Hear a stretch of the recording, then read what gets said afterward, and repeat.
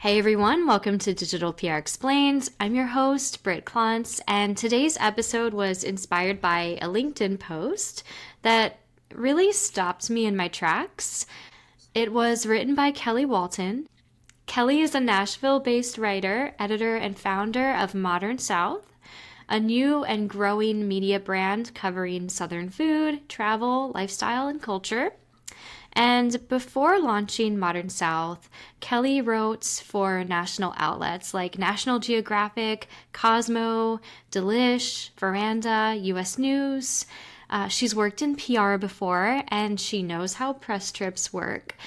And most importantly, she knows how to tell stories that really resonate with her readers. So when Kellie had shared on LinkedIn that she'd been invited and then uninvited from a press trip because her platform, Modern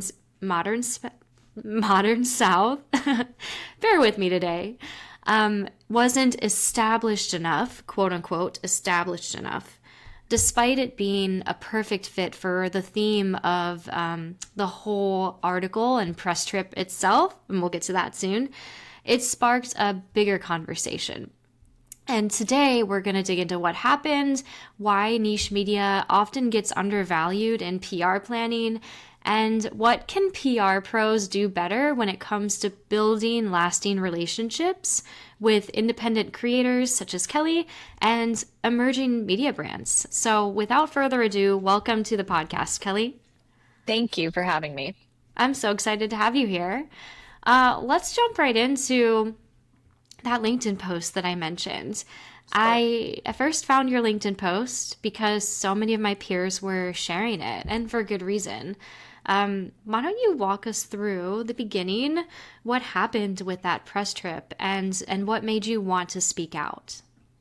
Sure. So I was initially invited on the trip during a conference. So I was at IMM in New York, huge travel media conference that lots of folks in the industry go to, and was invited in person with a printed out invitation. And honestly, the theme of the trip was so spot on for Modern South that I remember being really moved by feeling heard, feeling like they understood the goal of the publication. And it almost seemed like they had custom made this trip as such a perfect fit for me and my brand. So I came home just feeling so excited about this trip in particular. And soon enough, got an email from the PR firm, and they asked for, more specific metrics on the site, which we were only a month and a half old at that time. So we were really hoping to work with people that trusted the vision and saw the future, because the site metrics 1 month in, are nothing like they are now.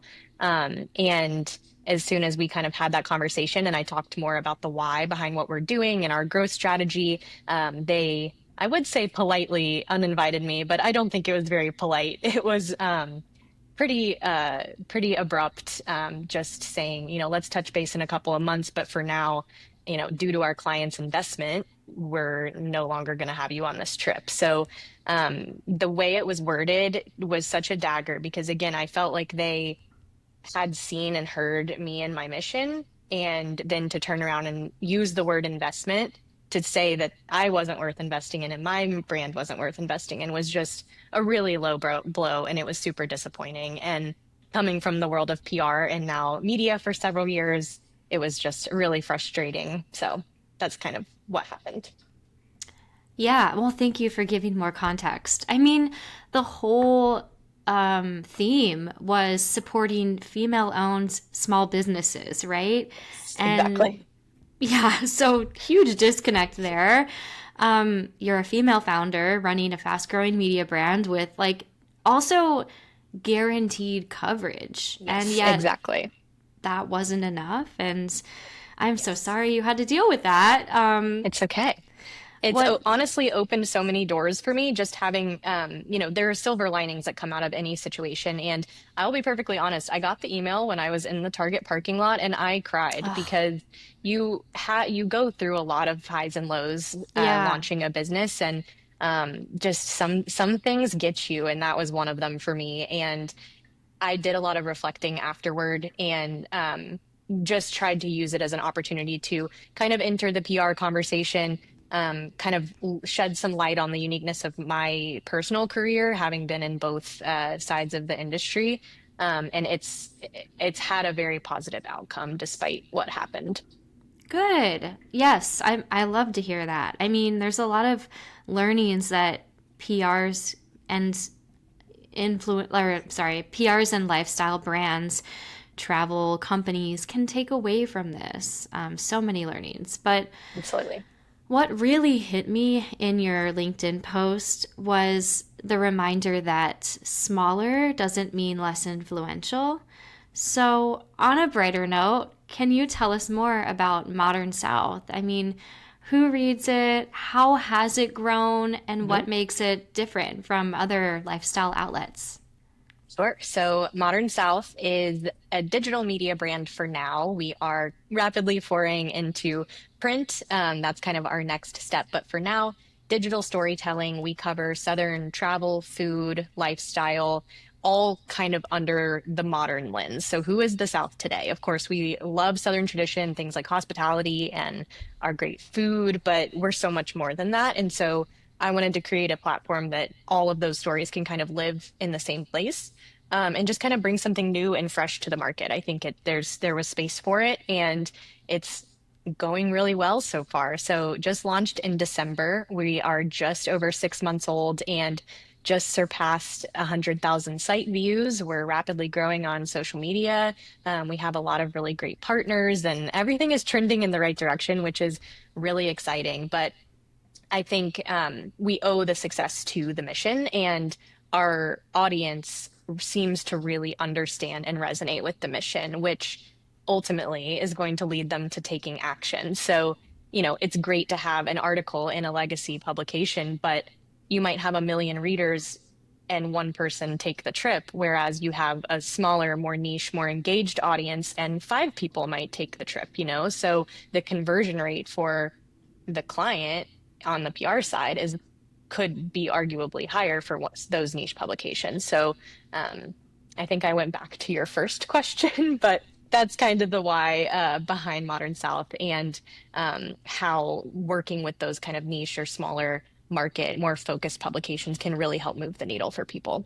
Yeah, definitely. I mean, just speaking from personal experience, I have my own blogs and outlets that are local to, I'm in Seattle, the Seattle area, that I follow along with to keep up with like new restaurant openings, things to do.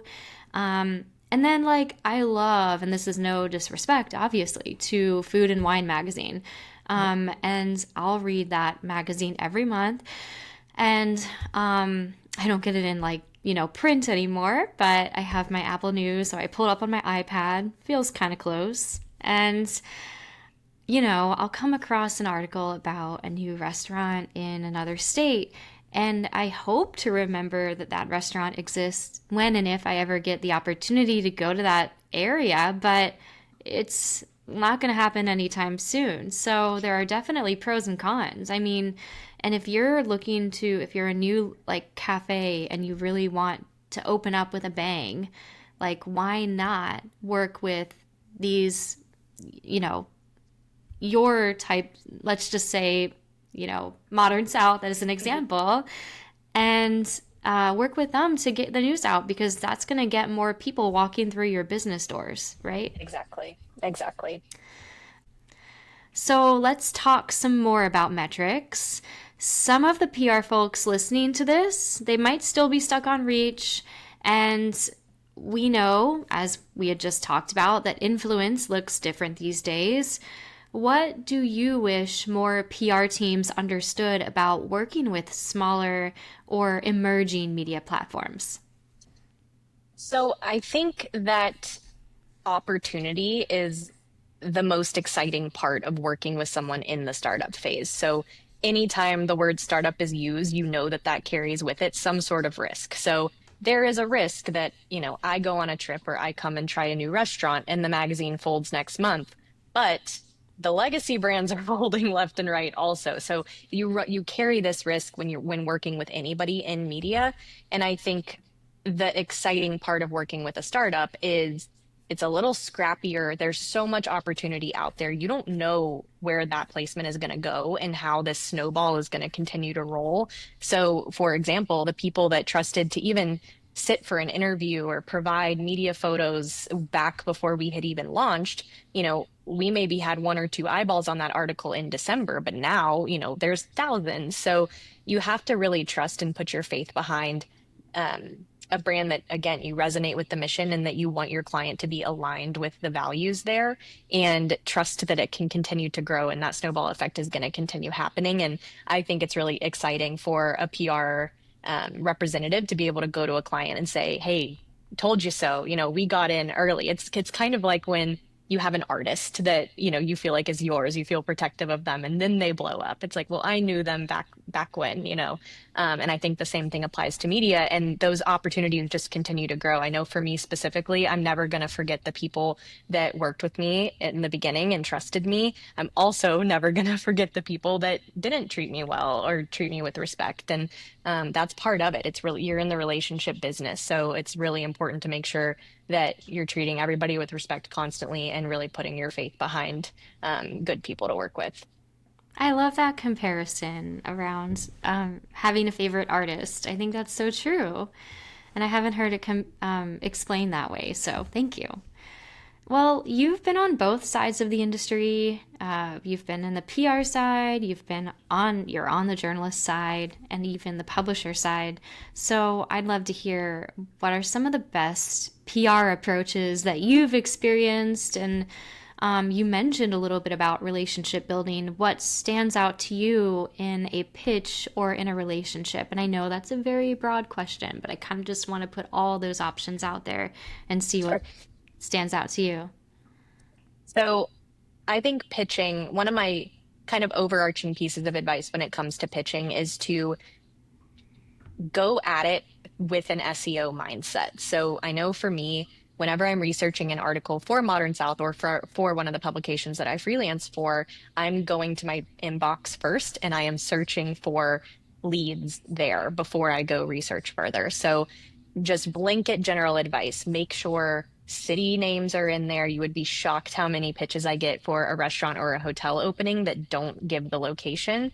And I don't have time when I'm sifting through 150 pitches a day to research, oh, this hotel is in Madrid and I only cover the South. It's difficult to make time to go and research further. So unfortunately, that one just gets pushed aside. So make sure you're using keywords, make sure you're providing as much information as possible. I think that alone sets your pitch apart from others, because I do get inundated with quite a few incomplete pitches. Um, Other than that, I think that personalizing it as much as possible, make sure you're looking at editorial calendars, you're looking at the different content pillars, and you're pitching specifically for one of those things. So you can still keep it broad and generic, but just tossing an idea out there sometimes gets my mind spinning in a different direction than if you just get the pitch about a restaurant opening. Well, how about focusing on a specific dish or focusing on a specific storytelling element of the chef? I think those kinds of things just help spark additional ideas. I always appreciate when pitches have kind of a bulleted list of potential topics or potential headlines is even helpful. So anything you can do to kind of customize it, show that you've done your research, show that you're being intentional with who you're reaching out to, that always means more to me and is going to have my attention longer than some others. Yeah, and it sounds too like you're almost suggesting PRs frame it as an experience, right? Like, what is that dish that's the standout dish, like you said? Um, what is the vibe like? What is the environment like of the restaurant? What do they stand by? What is their mission? Like, what kinds of stories can you convey so that you can catch the attention of someone like yourself and actually make them want to go and visit this experience, right? Um, Exactly. I Help think stand being out. creative, yeah, and thinking outside the box. So I have an example. Recently, I was pitched. Ooh, love So examples. like we have a lifestyle section and it's kind of how to, I call it kind of Southern home ec course, if you will. And so with that is recipes, it's cooking basics, it's general lifestyle tips. And I had a PR firm representing a senior living facility reach out to me. And I would imagine having a senior living facility as a client, it's probably difficult to get positive or press or lifestyle coverage. Like that's just a tough client.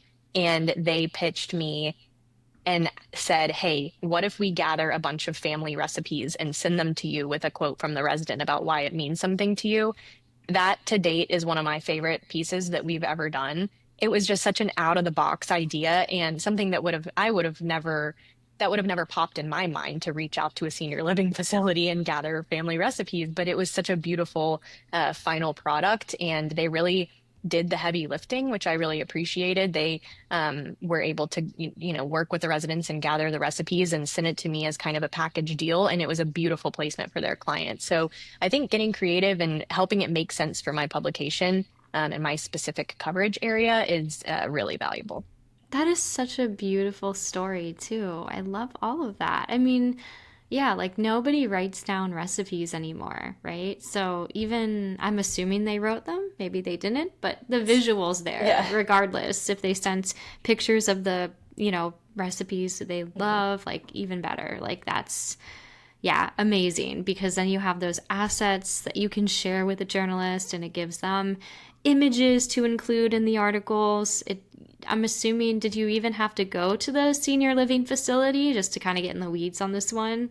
No, it was all digital. Nice. So yes, it was funny. Everything was kind of scanned in and, pictures of pictures kind of thing, Oh, but that made it all the more charming just because you could tell they worked hard to pull it together. The residents did, and it was so delightful. But no, I didn't have to go on site, and that's where, as a regional publication, that's very helpful because I can't be around the whole region at one time. So you can get really creative with collaborations and great story ideas without a huge heavy lift or having someone in person. very cool. Thank you for sharing that example. We're going to have to link to that in the show notes. So in case anybody wants to check out that one, they can find it and read it. I can't wait to read it. It's a So good one. It's a tearjerker. yeah. So press trips. I'd be remiss if we didn't talk a little bit about that. Like, what advice do you have for PRs who are, planning a press trip and want to invite folks like yourself to them? What are some standout tips that you have on that topic? Well, my number one tip after recent events is to do your research in advance. And if that invitation goes out, it's out. And if retroactively decide that journalist might not be a great fit, there is a tasteful way to have that conversation. But I think the conversation needs to happen with the client first. I think client education is one of the most crucial parts of PR because PR professionals are experts in that part of the industry and the relationship side of things. A hotelier or a restaurant owner might not, have that same understanding of how media relations work. So the education and the research before any outreach is conducted, I think, is crucial. Otherwise, I am a big fan of thorough itineraries. I love a packing list. I have shown up to press trips before and found out that we're hiking and I only brought Oh, heels, those kinds of things. So, as thorough as you can be on the front end, I appreciate maybe just a quick touch base call to really button up the itinerary and talk through any story ideas I might have to make sure that, if I'm going for a sustainability angle, that we have some fitting places to visit or some interviews lined up in advance. So, as much advanced planning as you can do, I think that is going to make a successful trip. And then just kind of rolling with the punches and going with the flow during the actual trip is always helpful, and build in some downtime. I think downtime is key. good I try. also add if flights are involved, I think being very clear and communicative about what has been booked. So a lot of times, especially if you're flying an airline that you're unfamiliar with, you don't know what your baggage allowance is, you don't know if your seat has been selected. Those are all things that me as a basically professional traveler, I'm pretty particular about, and I'd like to have some semblance of control. So I think talking about airlines and making sure your reward number is linked so you have access to your itinerary. Actually, last week I tried to check into a flight and wasn't able to because it was tied to the travel agent and not to me. So I had to go to the airport and check in. So there's a lot of drama sometimes when it comes to flights that have been booked on a rider's behalf. So I think over communicating about the flight piece is crucial too. Absolutely. Yeah. You want it to be as frictionless as possible. So good points for sure, right there. I have one additional point, Yeah. if we have time. Oh my So gosh. Absolutely. I think working with writers and working with freelancers specifically, this kind of goes back to what's the value of working with a more niche publication.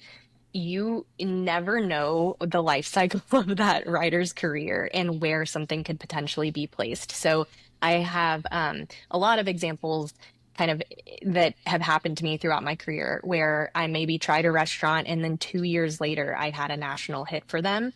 And it's because of the relationship building, because of the good experience and kind of nurturing that relationship just continues to grow. So for example, with this press trip, I have already had an opportunity to talk about one of the business female and small businesses that we were supposed to visit. I actually talked about them on national TV because I was so moved by their story. I ended up reaching out anyway, doing an article on it, and then I had an opportunity to talk about my publication on a national segment and was able to plug that female-owned small business. So you never know when you're working with journalists that are really rooted in the industry and that are aligned and really feel like a perfect fit. You never know the potential that could go far beyond the publication. You know, there's a lot of turnover in media, so someone might be a staff writer or a freelancer and then propelled to an editor at a completely different publication. So that's why never burn a bridge, always maintain relationships, and the world is truly your oyster when it comes to working with media.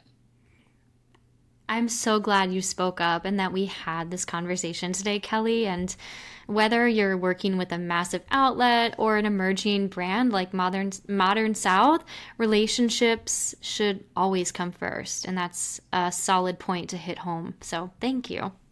Absolutely.